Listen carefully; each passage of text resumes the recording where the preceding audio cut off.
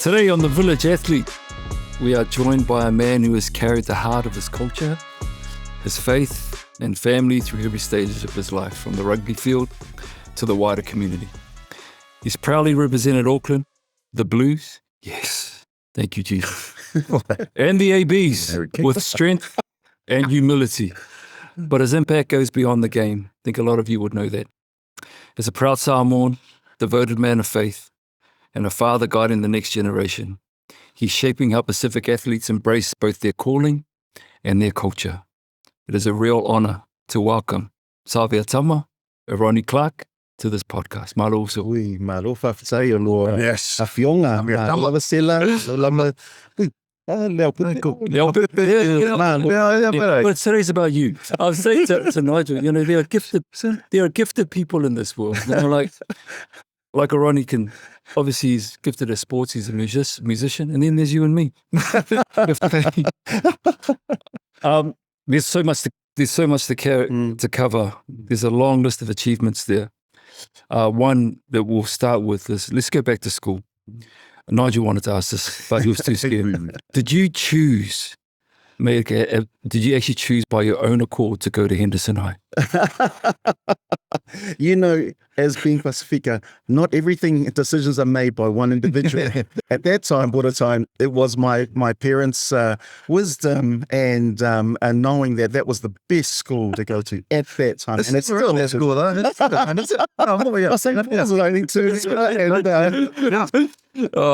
Well, we'll park that. Great school. Thank you for me. But it's so great you didn't send your kids there. Yeah. I am married to a high schooler as well, and so there's really tension at West Auckland. Oh, well, that's right. Yeah. For those of you who don't know, Henderson High is in West Auckland, for those of you who don't know. Long list of achievements, as I've mentioned, sporting and non-sporting. You've been such a voice, not even on the field, but outside and off the field. And we want to get to that in a little bit. And I usually leave this question at the end, but I want to ask you off the bat, what are you most proud of? Ooh. Wow. I think it's probably more of I come back to when I dreamed of making the All Blacks, and when I did make the All Blacks, it was my mother that turned and said to me, son, you have to understand that every young Pasifika, every brown face can turn around and flick up their collar and say, that's our brother that's made it.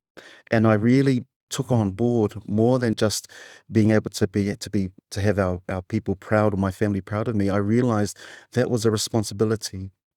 And so to serving our people, to serving our communities, that it wasn't, just about me making it. It was about who was lifted up when me or any of our Pasifika, Nigel, in what you serve as well, Sela, in the media era space, because there's not a lot of our Pasifika people that were in those spaces at that time. So I realized that even more so, that we were there to lift our people, to vivi'i our people more and more, and to open doors for them. So if there was anything that I've been proud of over the years, is actually really meeting and grabbing that baton that our parents have handed to us and starting to open more doors for our people. And the more that we can do to do that in this nation and across the globe, then that for me is serving, part of the purpose of my life, for my parents, but realizing it's a calling. All those sort of things. Yeah. Makes me proud. That's prouder than having kids as well. No, that's one. Yeah, because that's the, and you mentioned just with my age, because that's the same thing that we want for our kids. Yeah, I realize, our parents are like, they say, look, I've loved hearing on social media, a number of these is reading those things there where, for fathers, the best thing that, that a father could want for their son is that for their sons to be better than them. And it's true. Yeah. And it's the same for our parents. They wanted us to do better for them, and they set us up well enough to the best of their ability so that we could be and do that. It's like, okay, you're right. They set us up. And it's beautiful hearing what it meant for you to wear the black jersey and what you represented. If I go back a few years to your childhood then, to being a Samoan young man, young boy, how quickly did you learn the importance of being who you were?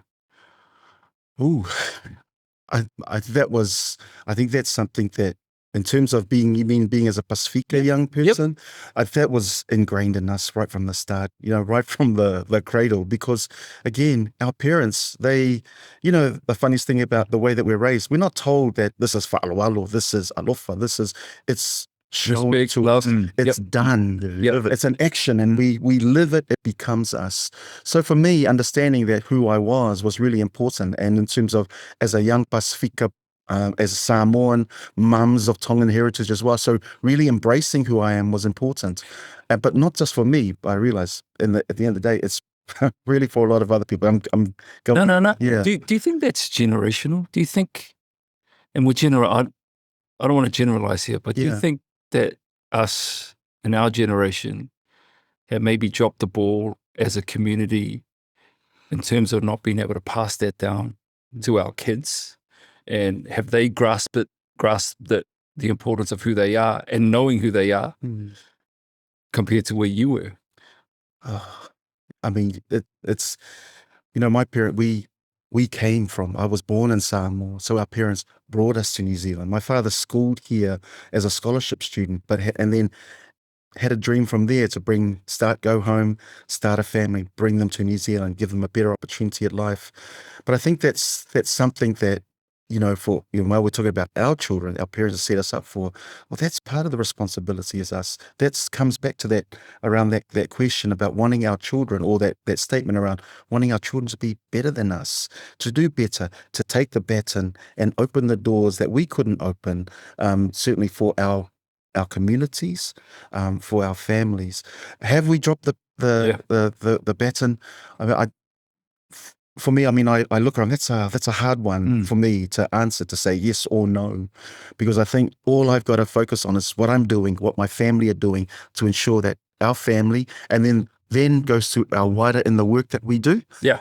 Then it comes out to that. So I've just got to make sure that I'm doing not just for my family, but also my community and what I can do to help that. Does that make sense, Brian? Yeah, it makes sense. It might be a bit weak, but I think no, it does.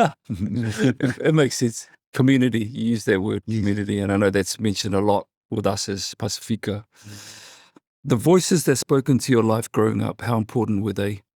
And how, if we're talking about, this is the Village Athlete podcast, so we're talking about the village athlete and the village that supports the village athlete. So the voices that spoke to you growing up, how important are they as the village? Yeah, after our families, it's ensuring that we do have the right people that are around us, that whether it's a dream that you have, or whether it's your pathway, that someone continues to fan that flame, and having those right people around you. There's so many things that really knock us about, that really, pushes us off those pathways, and there's a lot of temptations that does that as well. But I think for me, it was really important having good others that were of similar mindsets, heart sets.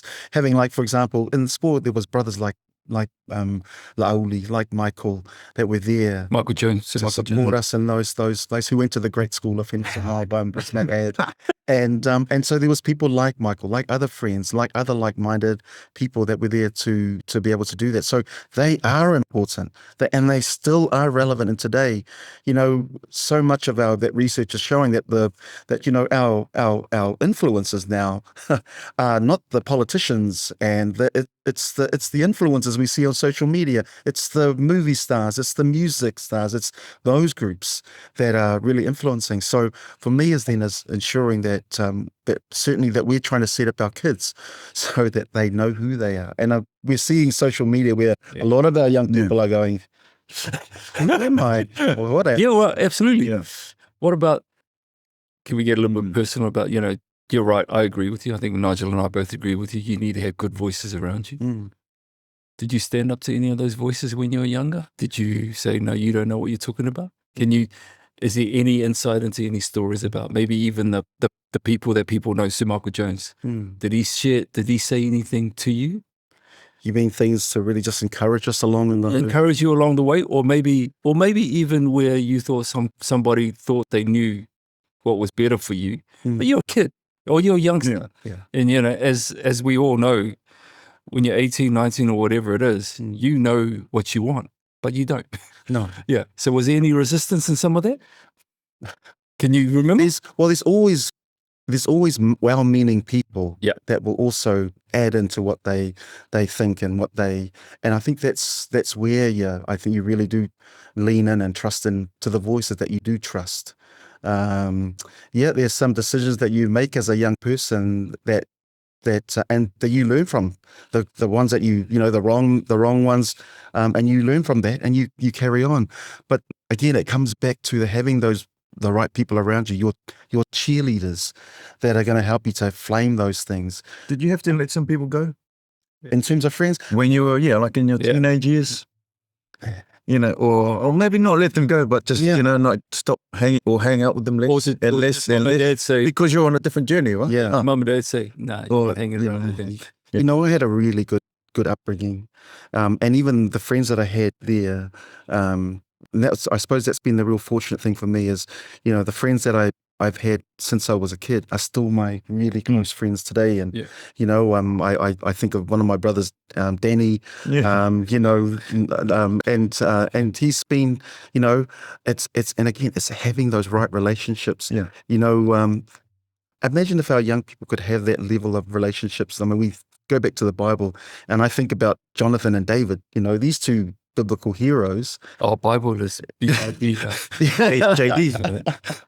And those were, again, those sort of relationships, they're hard, but it's about encouraging each other. You make mistakes, and we've made our mistakes growing up as kids, but certainly it's being there and really, and I remember having those sort of friends like Danny and our parents, where I would share, I'd be an All Black, and they were the very ones that Danny was, yeah, you can do it, and even though things doesn't look like you're going to do it, yes, you can do it. Before that, did you dream to set up a group like New Edition? Because you guys were singing in those early days. We were singing in those days too. I mean, acapella was singing. Where's we were dancing. Yeah, I remember that. It's utilizing all your gifts. Was it Soul 5? See, Sela, Sela doesn't go back to that far back.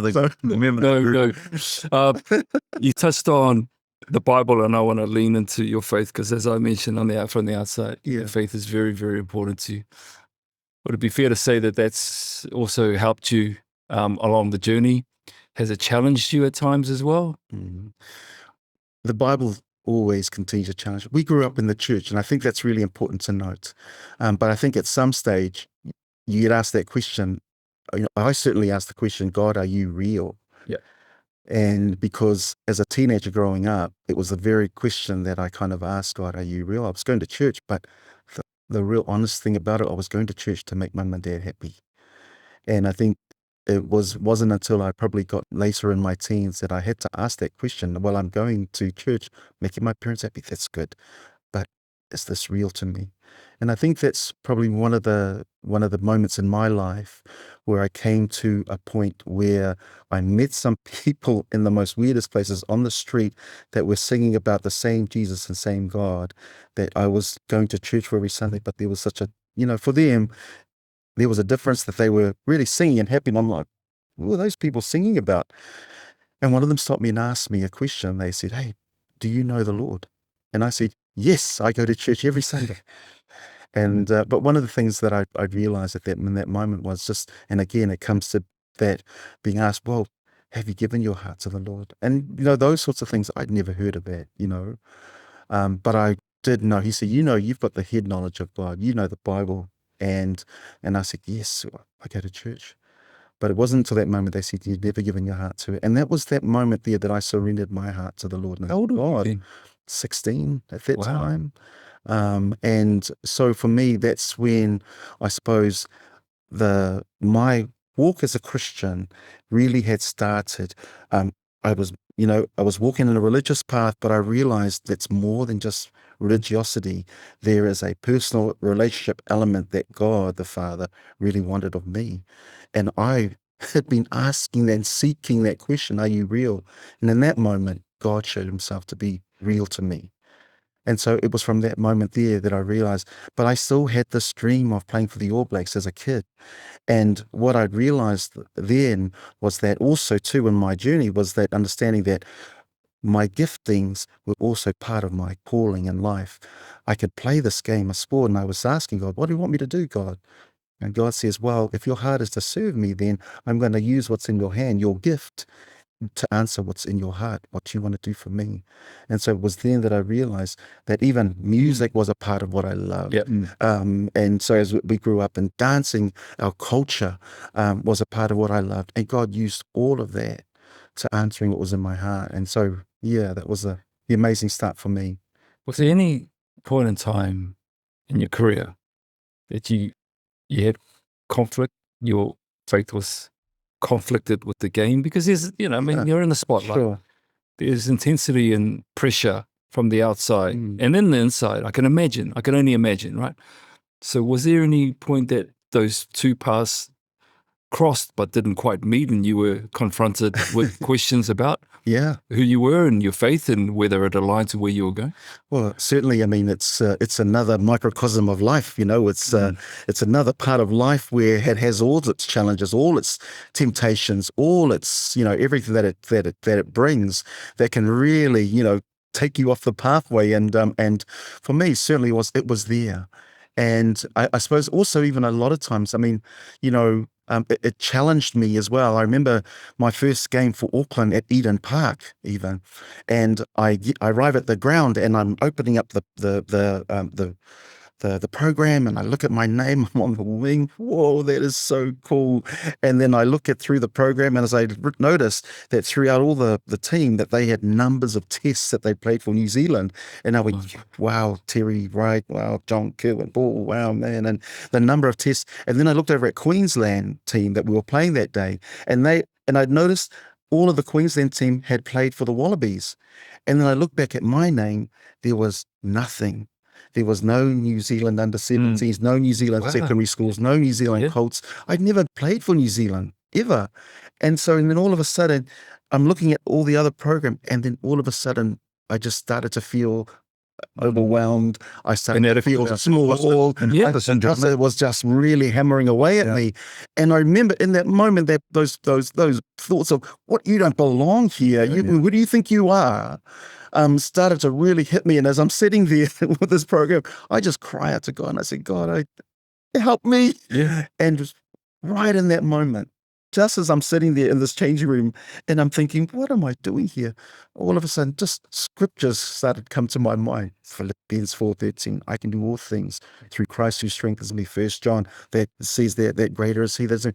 And it just started to drop them into my spirit. And I'm sitting there, and then all of a sudden, my whole demeanor, my whole attitude changed.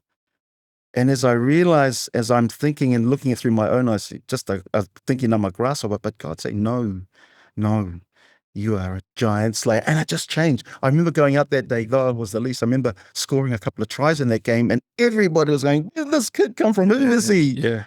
And it straight away for me, and I realized, wow, in that moment. So when you talk about some of the challenges to my faith, well, it certainly was a challenge to my identity even. Yeah. That asked those questions, because all of a sudden, because there's those moments in life when we do get overwhelmed, when we do get intimidated, when we still start to begin to feel that way. But in that moment, I remember just crying. I said, Lord, help me.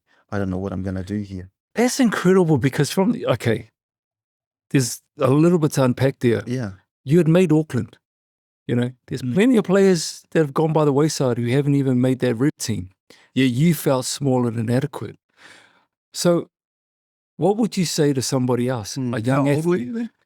I was just we just finished Colts, so I was 21, 22, so at that time. So you were feeling inadequate, feeling small, but you had made this rep side.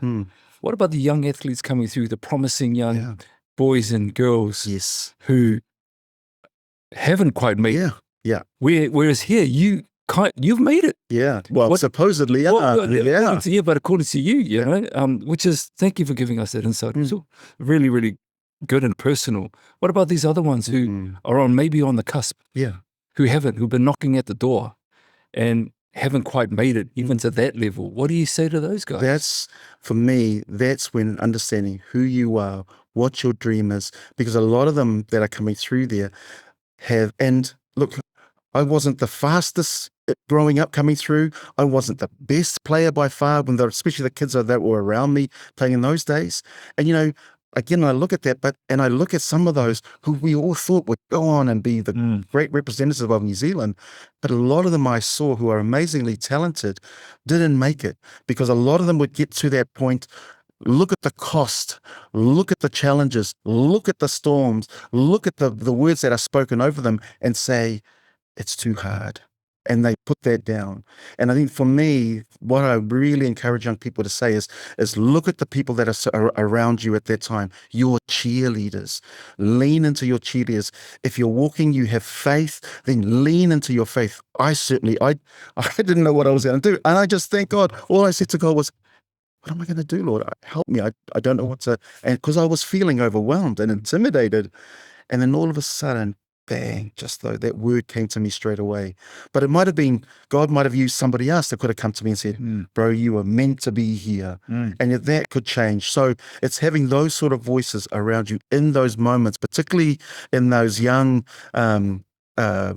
influential age where you can, and so I think that's what's really, really important there again to know.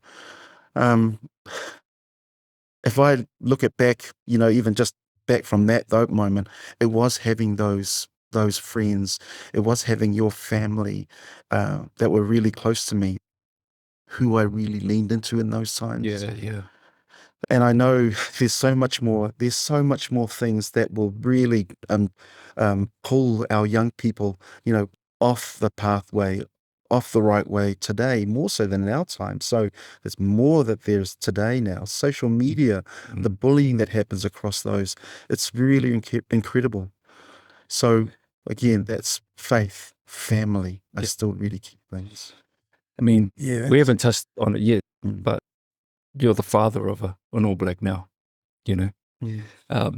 before we move into being a dad, I guess when Caleb was growing up and people saw Caleb, and I mean this respectfully, I'll probably go up to Caleb and say, oh, you're Eroni's. You're Eroni's dad, right? Has it switched over the other way? In some circles with the Gen Z, when they see you, oh, you're Caleb's dad. Has it switched around a little bit? Big time. You're there with us. When they put on the reception upstairs, Caleb there. I mean, they never knew your name. What happened? Is that sort of...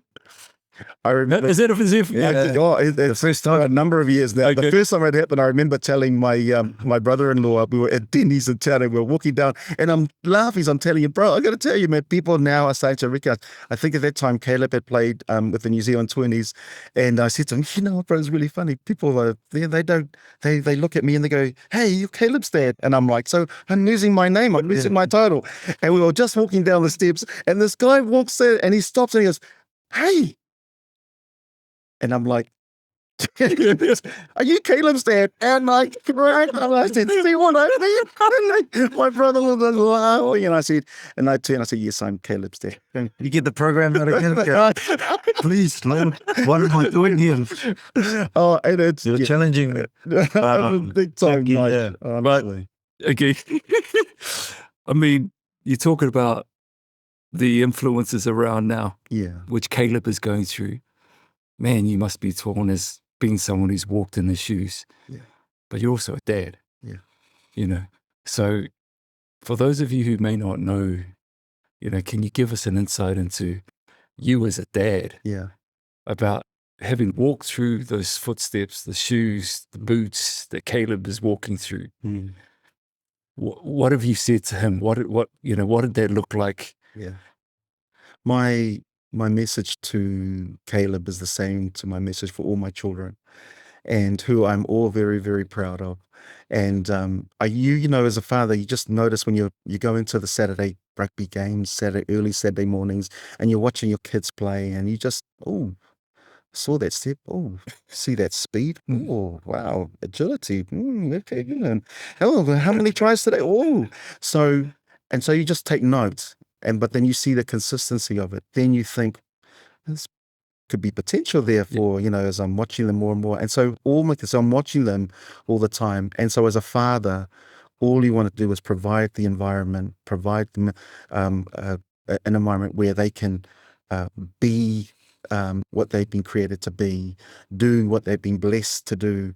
And so I'm seeing it more and more, so we're trying to provide for them, socks and shoes and all the things that they need to get to when they play and everything else that you do as a parent. But at the same time, then as they started to get older, I realized, and we're encouraging our kids to say to them, look, do your best. And what I asked them on the way home, did you do your best today? Yeah. And they go, well, yeah, I think you see me. Like, yep, but it was because I saw you. Yeah, exactly. And so those were challenges. But then I think one of the things that Caleb really wrestled with as he started to come through, particularly high school, was now being recognized. Oh, yeah, you are. Hey, and it was I saw it, and Caleb was saying that, and I heard him say the story about seeing a father and a kid, and the father saying, hey, you know that boy that's over there? That's Eroni Clarke's son. He played a terrible game. And so it really hit Caleb. And now that he understands being compared, comparison, and then also the expectation of public, and so which comes on all of us, but more so for him was because now he's been compared to his father. And it played on him. And so finally, for a number of years, finally he came to me. Finally, I didn't recognize something that he wouldn't reveal. He finally asked me and said to me, Dad, I'm really struggling with this because I want everything for him to not be hindered by anything, that him to be free to play and do what he's been blessed to do. And then finally he talks to me about it. And he says, Dad, I'm really struggling with these expectations that people are having because you're my dad and that I'm supposed to be an All Black. And I said to him, son, there's no expectation of you to become an All Black and do what I did and me trying to help you to live my life through you. Not at all. My only expectation of you has never changed, is for you to do your best. Ever since you're young, doing your best. That's all I want to see, because if you don't do your best, I will tell you. and also too, that you don't waste the talent that you've been blessed with. Yeah. And so, after we started to talk more about this, then he realized then there was no expectation on his father for him to be an All Black or to be, and so it didn't matter the voices and that he was hearing from the public and others. The expectations of them started to go away as he realized, what really matters is what my parents, what God is saying. So then for him, that was a thing that freed him from that and helped him to express himself a lot more freer and a lot more as well. Is that the message you give maybe the village we've got, as parents, we want the best for our kids. Yeah. Then not all of them, very small percentage are going to be a black fern, are going to be an All Black. Is your message to the village? Take it easy. What's your message to them? Yeah, my message to our parents as well, particularly, is again the expectation of us for our kids to do the best that they can. If you can recognize the gifts and talents and the abilities they have, to flame that, to encourage them in that. If it's sports, if it's media, if it's business, if it's whatever it is, for them to flame that. And to help their kids because that's the greatest desire for us as parents, is to be out to our kids being everything that they've been blessed and called to be and to do and to be better than us. I think that's probably to go on and do well. The same thing that our parents wanted for us. But like you're speaking about, say with Caleb, you're always going to get outside noise. He probably still gets it now. Yeah. And it's making him or your son or your daughter, the child as an individual, as strong as they can be, so that they're resilient when all these other things come in. That's right. Because it's going to keep coming for the rest of his life. Absolutely. The same with you, right? We're trying to work out who the masked singer is. Yeah. Right? So but it's that sort of stuff where it's like, you're always going to get it. And you see, now you're Caleb's dad. So you're getting a different level of community sort of engagement, right? But if you're strong in yourself and you learn it, the sooner you can learn it, and for parents that can help their kids understand it and understand themselves, obviously the earlier the better. But once they get to that point, and then they almost become bulletproof to whatever the world says. Bullying online, messages here. Bulletproof, you can't. Yeah, but you know, like you can't. Yeah. You know what I mean? I say like you can't. A lot more resilient. Like, look, you see that guy over there? That's Eroni's son. You know, he played bad today or whatever. Oh, it doesn't matter. You know what I mean? That's right. And then that noise doesn't affect you. Yeah, as it doesn't much. affect you as That's much. right. It's exactly right. And you know, like anything, you get, you know, once you understand the truth, and he's freed by that. But I'm sure he was still hearing it. And sometimes he might go, "Oh man, that's sad." But he knows the truth. He knows, okay, what the expectation is of his father's to be at his best. That's the voices that count. And he'll learn then what he started to learn in that moment was sifting through the voices to listen to and the voices to not listen. Because he might go, you know what? Yeah, I did. You know, I was marking that guy Seller from De La Salle, and he caught the ball, so I let him have one try. It's like, you know, oh yeah, I did have a bad game. Yeah, that's okay, right. understand. Cool. Let's move on. Yep. Oh, when our kids muck up, or there's mistakes with our kids, for the most part, no one sees it because we're not in profile. You know, and you deal with the situation away from the spotlight. It's a different situation with you as a dad. You've got a profile as Eroni Clarke, All Black. Your son has got a profile, Caleb Clarke, All Black. I just want to ask you a personal question because something happened of late. Yeah. Where Caleb, for whatever reason, was in court for motorcycle incident, right? You come out of the courtroom, and at that moment, Caleb's there. He's made a mistake. You're there as a dad. The world sees it now. Are you a dad, and how do you handle that as a dad, and what's going through as the process of that unfolds? Well, there's a lot that's happened before we got to the courtroom. Yeah, I mean, it was when it first happened, and he came home and he told us. Probably that's when I was the most emotional as a father. You did all this. And we do that at the time. As soon as this was about they get a year. Anyway. That's right. Yeah, exactly. That's our story in itself. Gosh, don't give motorbikes. Anyway, so there was a long process before we even got to the courtroom. That's from when he first did it, and he came home, and he sat down and he talked to me and Cielo about it, and told us what happened. And so initially, as a father, you know, your first thing is,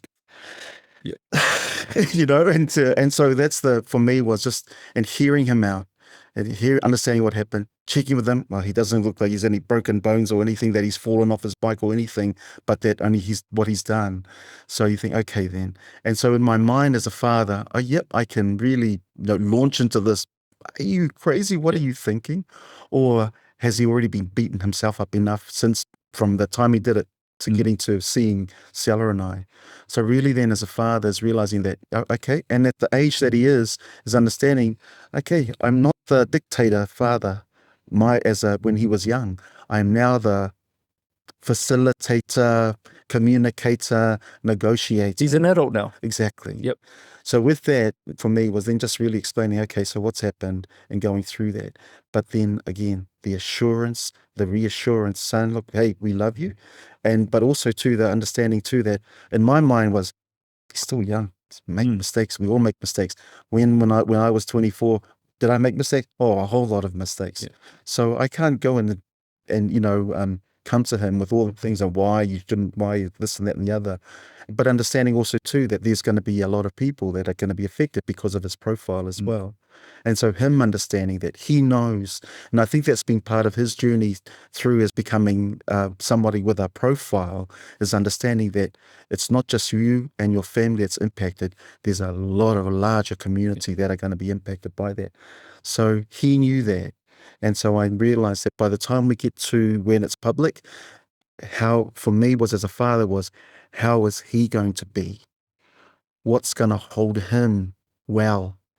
And the key things around faith, is that going to hold him well?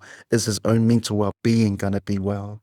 So those were things in my mind as I was thinking about, because at some stage it's going to hit the paper, and then at some stage he's got to go to court. So in those key things for me was realizing, understanding what is my role as a father there, and it's still as a father, and you know, the support, the love that you would bring around all your children, all your family around. So that was for me, was the heart that reached out to Caleb and to reassure him, we're here, we love you, we're not going anywhere. Yeah, it's an impact at our family and everything else, but that's not important for me right now. What's important for me is you. And so those were the things that Ciela and I, we talked about a lot to ensure that he is well going through all of this. Because Caleb he's a natural competitor. He's one that always was, he drives himself, metaphorically, he really is focused. He's, all those things. And he's the sort of kid that I did have to tell him, you got training there, let's go, hurry up. He was ready, and he knew what he wanted to do. He was you mentioned, he is a Caleb. And if you think of Caleb in the Bible, even at 80 years old, he was a warrior. He was defeating giants. He was a competitor. And he is exactly the same. So for me, as I realized then, is to continue to ensure that he is well through that time. So that was but understanding and reminding him also which he knew that, hey, there's going to be a lot of people affected by this son. I remember the word you used when you're outside the call room and you said to media, consequences. Consequences for your actions. And young people even today, especially in the world we live in with social media, there's always consequences. You talk about mental well-being as well. That's very important for our young people, let alone athletes, right? Yeah. And especially if you are an athlete and a promising one, your mental well-being is tested all the time. All the time. Yeah. Yeah. So for Caleb, it was really important that he sees mum and dad there, that his family are around him as well, and that the people that mean a lot to him are there supporting him as well. And that was really important, and especially his wider family too. So those key things are really, really important to continue that consistency of support for our children, and which is, and in that, through that. Is that different because your dad played for Samoa? Yeah. I didn't even know that recently. That's what I mean. You didn't know this. You didn't. So he did play for Samoa. Did he give you tips growing up? Yeah. Maybe a bit different. Yeah, that you would do different, or you do different for your son. Yeah, no, absolutely, Nigel. I mean, I grew up at Eden Park as well. I mean, Dad played club rugby through the 70s and 80s. And those were the days when club rugby was huge. It was amazing. And we grew up at Eden Park. I was there every Saturday and I loved it. I loved the environment. And so watching the rugby, naturally, we got involved in rugby as well. And again, it was watching what Dad did, the way he played the game, the way he trained. And I remember getting a bit older, we were trying to go for a run with Dad. That was the worst thing. We couldn't obviously keep up in the long jog. We were, I should tell, we're sprinters there. We are short, Dad was fast twitch. exactly always. And his Dad's going for these long runs to getting fit. And so it was learning those sort of things, and what he would say, and that look that he would give us, and the car ride home as well. All those things. Did you get the well, was that Dad? Nothing. I got to tell you, Dad was probably a lot more calmer than Mum, but that was the amazing thing. The things that we learn from our parents have been really incredible. One really cool thing is that I remember with the trial that I played in the Hawke's Bay in Napier, the All Black trials. It was incredible because there was a moment in the trial that I got the ball and I ran, and I got to tell you, over the top of the crowd, I could hear my mother's voice. Oh, yeah. On the TV. And you hear this, she was on the roof. It was a stadium. Wow. And all the way to the trial, I just go. And I couldn't believe it. I remember watching the game later on and just hearing her voice. I went, wow, no way. And it's that but that's that common voice you would have heard for 20 odd years already. All your life. Oh, yeah, your whole life. So you know those different pitches and the high pitch and those island ones. The top of, and it was incredible. But again, you talk about the messages. Mum and Dad, they were for me, they were the key pivotal people that taught me a lot around leadership, a lot around our lives, our values, our ways of being was incredible. And how to relate that into a Western context was really, really important as well in the worlds that we move in. And so, because what I started to discover, a lot of our generation coming through realized that moving into a Western world, that we had to park who we were at the door and be something else. Yeah. But I realized that what I've learned and what I've been taught is, no, who you are is a value add to this, to the organization, to the team, to any place where you are. And so for me, was really understanding that, coming through, and how my parents played a huge part in that for me. Did you ever have any opportunity to play for Samoa?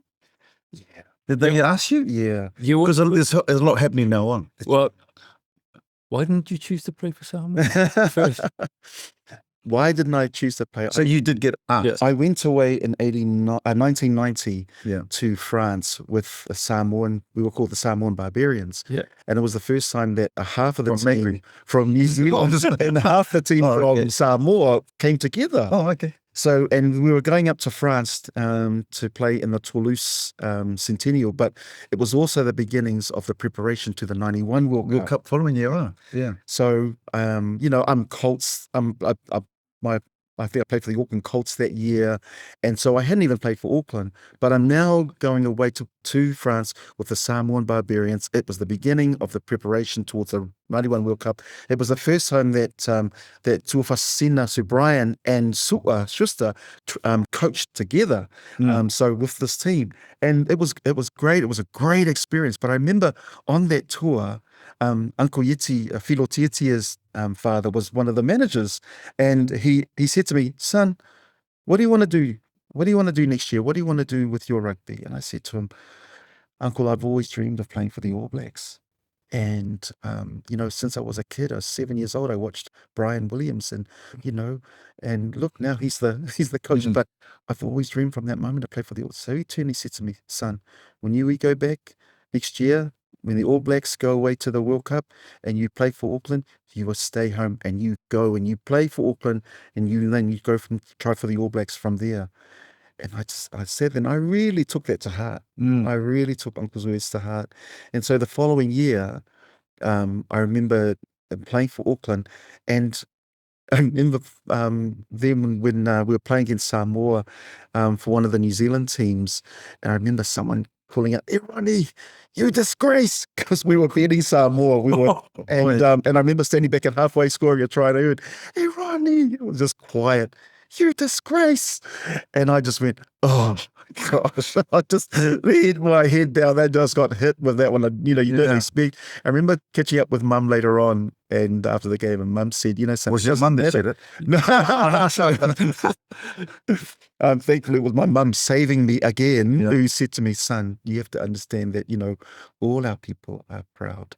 And whether you play for Samoa or whether you play for represent New Zealand, they're all proud, because you're not just lifting up yourself, you're lifting up our people, our community. So whether you play for Samoa or whether you play for New Zealand, our people are still being lifted because of that." And that was my freedom. Yeah. That was my... No matter what jersey it is, huh? Exactly.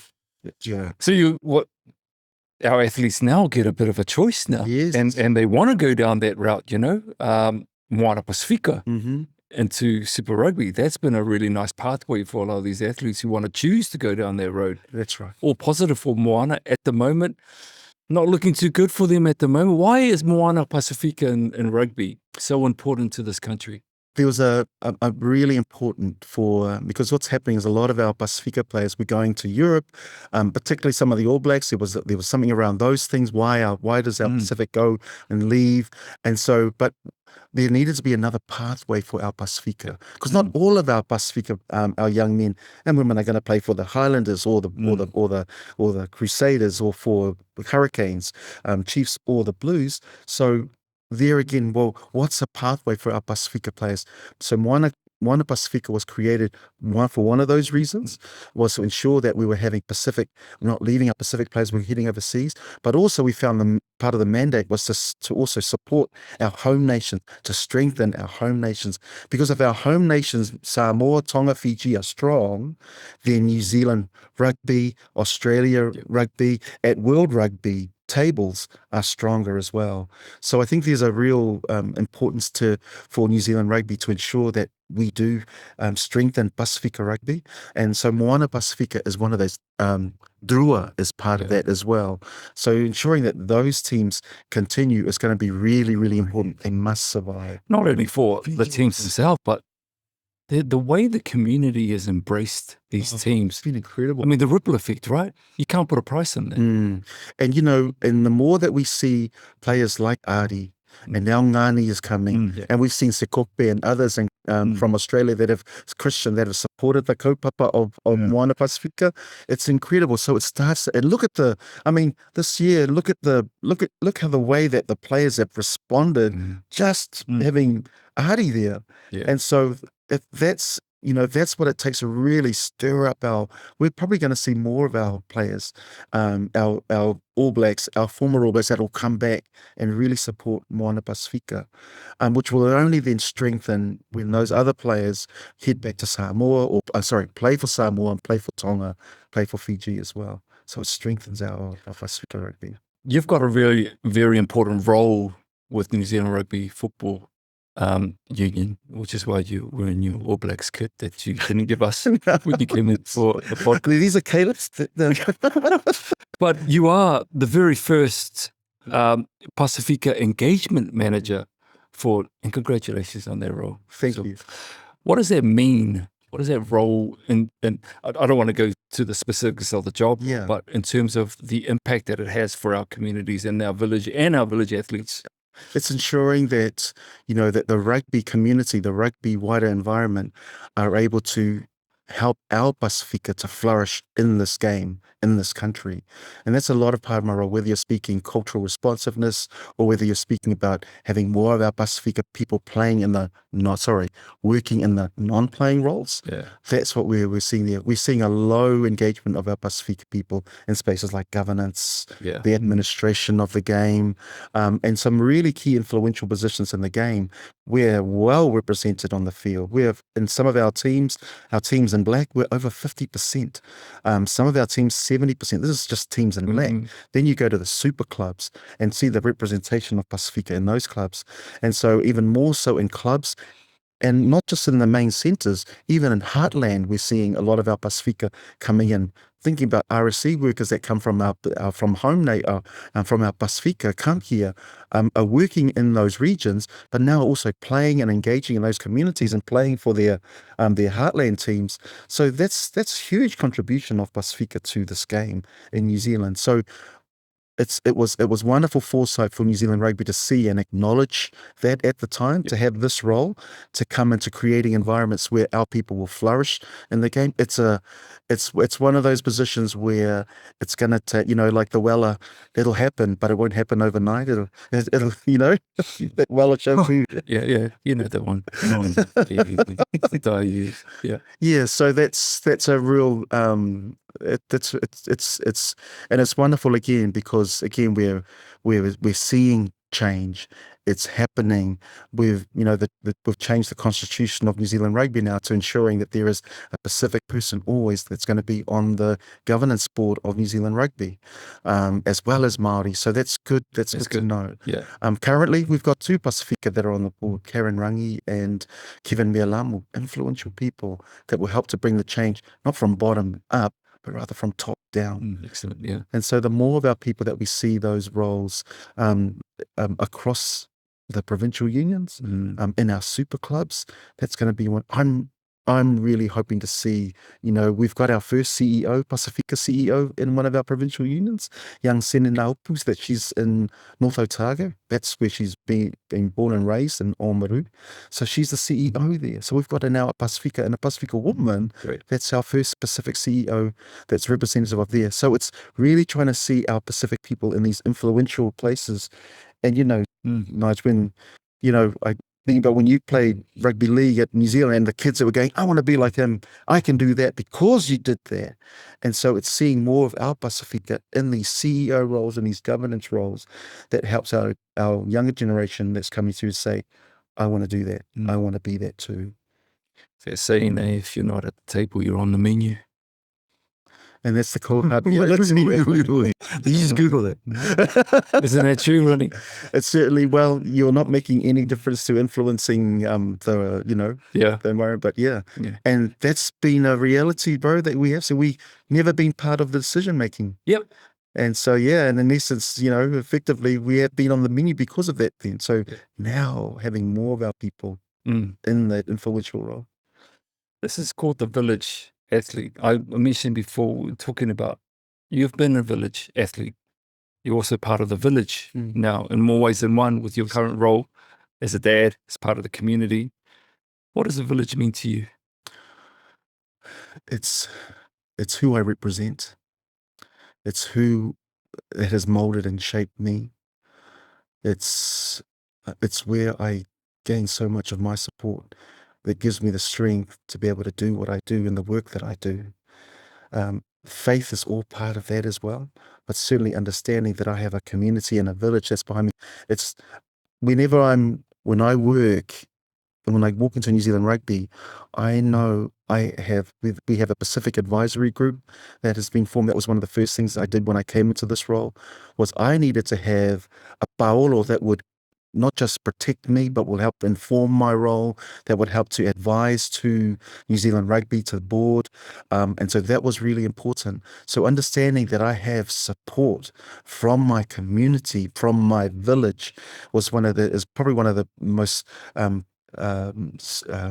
protective factors for me, and it gives me the motivation to go on and continue to do what I'm doing. It's my passion, this role, because it brings both rugby as one of my passions, but also too my community as my other passion as well. And it's probably the closest thing that I could probably say this time in my professional career that comes to a dream job. So being able to work in this role, to open doors, to create environments where our people can flourish in this community and in this game is really, really important. But knowing that I come from a village, that is really important to me, bro. What's your message to those who are plugging in now, parents, caregivers, who form part of the village, who aren't in a profile position like yours, who've got young, promising children trying to crack whatever they're trying to crack? What's your message to that village? That's a real multi-level, there's so much in that, bro. And I say that because it's multi-level, because we as a community and as people have been always used to wearing different hats that are needed at that time transactionally. And so what I would say to our people, there are a lot of places, and I would say to our parents and our professionals, and I would say to them, there are roles and places within the community, within the game of rugby, where we need you to be. Even our parents in the coaching space. What about in our administration? What about in the governance of this game, where we don't feature? We need to. If our people to flourish, we need to increase, not just look at cultural competency and enhancing that for our non-Pasifika, but also we need to build the capacity of more of our Pacific people that are now administering the game, that are in the governance of the game, that are in leadership of the game as well. But also too, I would also say then to our young people is pursue your dream with all of your heart. And, there's going to be a lot of voices that will try and pull you different ways, but lean into your family, lean into your support people. Because one of the things that I say to Caleb, and I've said to him because of my experience, was make sure, other than the voices of your family, is have someone that can help mentor you, and not just know the game, but certainly in life, a spiritual mentor that you might need. That's certainly what we had growing up as well. So again, that added to the voice, that added to the positive cheerleading in your voice, it added to the village that would help them to succeed. So that's what I would say. And I would certainly say to our young people to pursue their dreams, because we do still need to have our young people coming through. There's going to be so much temptation to fall away.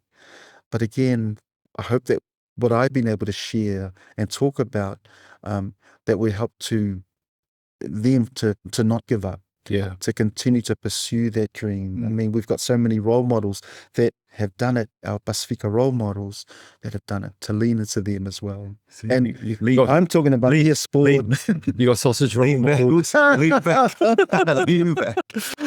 There's a couple of things I want to just say before we wrap everything up, Eroni. You talked about mentors there. As a dad, you know, obviously you've got 5 wonderful children, and you've obviously trying to be there for all your kids and be a mentor to them as well. Have you found that you've spoken to your children, all of them, given them the same message, and it's bounced off them, but someone else has come in, said exactly the same thing as you have, and they go, It's Dad, the best thing since sliced bread. Yeah, right. Yeah, absolutely. Yep. And there was, I mean, the boys didn't even know I was an All Black, the older ones. So because rugby was important, we were in Japan for a while and they were young, but it wasn't until they came home and then they realized that, at school, that some kid opened an All Black book and said, "Is that your dad?" And then that with them was like, "Oh, wow, our dad's an All Black." But the thing about it for me was, and I think it's really important to note here for us, all our children are different.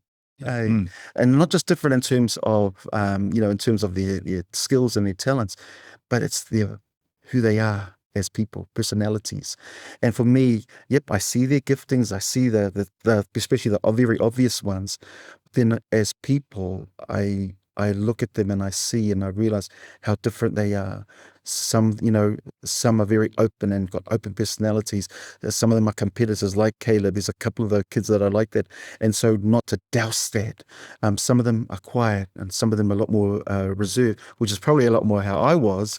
And so trying to ensure that parenting them is in a different approach again, because our kids are different. Yeah. And so trying to do a one size fits all across that, it might work for some things, but it won't work for other things because our kids. And so trying to meet them at where they're at and who they are and their personalities, their love languages, all those things are really important. And that is the challenge of parenting. We've come to the end of our chat, Ronnie, but I want to ask you this one last thing about when all's said and done, when everything's done, and you can look back at whatever you've achieved, and it's a long, long list. Congratulations.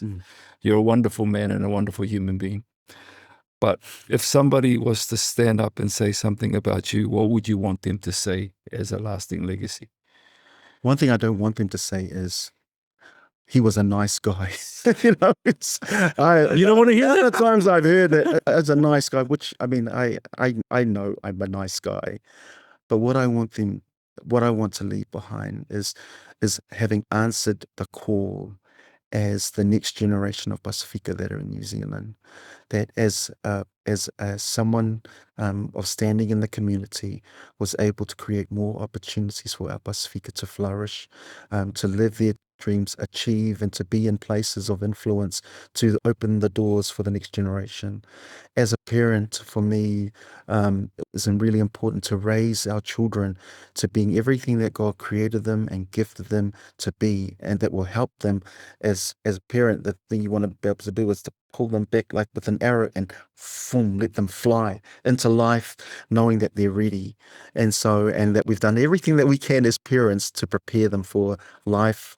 And so, and I think that's having answered the question that my mum, or that statement mum said, that every brown face, every Pasifika can flick up their collar and say, that was a brother. And understanding that for me, that I've been able to do that. You know, one of the things when we were playing and when we saw Nigel and other more of our Pasifika that were coming through, was the thing that was always said to me, and me and Michael would remind each other of this, was that to whom much is given, much is required. So that was part of the calling on all our lives, wherever we were serving, wherever we were in the public, was to serve our people, serve where we are in the communities that we are in Aotearoa. And so that's what I want to, for me, more than anything else, that we're able to let our people, open doors for our people, create more opportunities for our people, and raise our children well. And that he never strayed from his faith and his values of who he was as a Pasifika, also as a Christian as well. Eroni. Take it love. I was going to say the same thing.